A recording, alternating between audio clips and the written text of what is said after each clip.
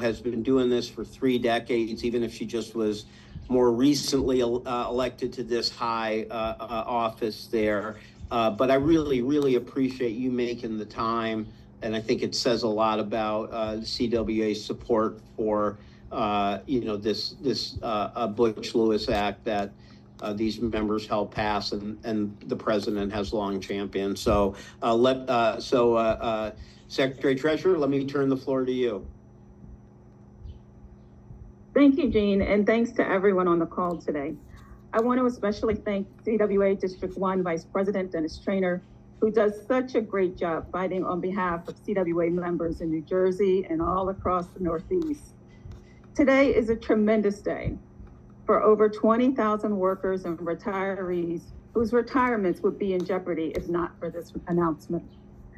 Our members sacrificed for decades, fighting to maintain strong pension benefits in order to earn a secure retirement.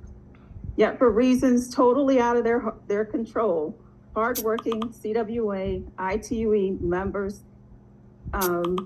in just 5 years, the plan was projected to go insolvent. The benefit cuts would have resulted in insolvency that would have devastated the retiree members that were on the verge of retirement also. When you've been made a promise for decades and you've put in your time, you've put in your hard work day in and day out, and now you've reached retirement, there's simply no way to prepare for drastic cuts promised as benefits. Today's announcement ensures that for over 20,000 hardworking New Jersey and beyond in their retirements will be protected as promised. This is truly something to be celebrated.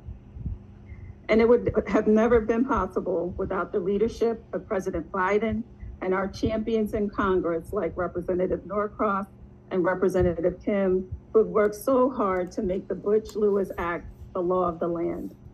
It also reminds us why the PBGC guarantees are so important. We all know many companies want to do anything and everything they can to save a buck, no matter what the consequence is for their workers. And that's why CWA and our union brothers and sisters and families fight so hard to make sure that the benefits are protected. So I want to thank Director Orr for her steadfast work to protect American retirees. And I also want to close by noting that while I know that the PBGC's approval for special financial assistance may not sound like the world's most dramatic announcement, but in reality, that is what it is for over 20,000 workers and retirees today. This announcement makes a difference in the world for them. They'll now be able to sleep soundly tonight, knowing that their retirements are secure. Thank you again to President Biden, Congressman Norcross, Congressman Kim, Director Orr, Gene, and all who helped make this possible. Thank you so much for making the time to be here, and appreciate all that. And I just, as she mentioned, 2029, I mean, that is just years from now. I can't even imagine, knowing that cut was coming so quickly for so many. Let me now introduce Dennis Trainor, who is the CWA District 1 Vice President. District 1, this is not a small unit. How many? 200 local unions, about over 100,000 workers across a number of fields. I mean, this is a major number of workers who you represent, who rely on you. And I know you've been at it for over 50 years, which means you're probably, around my age. Anyways, but I know you've been Vice President of District 1 for almost a decade now. Appreciate your leadership. Appreciate you being on. Let me turn to you. Thank you very much. And good afternoon, everyone. And thank you, Gene. Thank you, Congressman Norcross and Congressman Kim, as well as Ann Orr. And thank you, of course, to CWA's great Secretary Treasurer, Ameenah Salaam.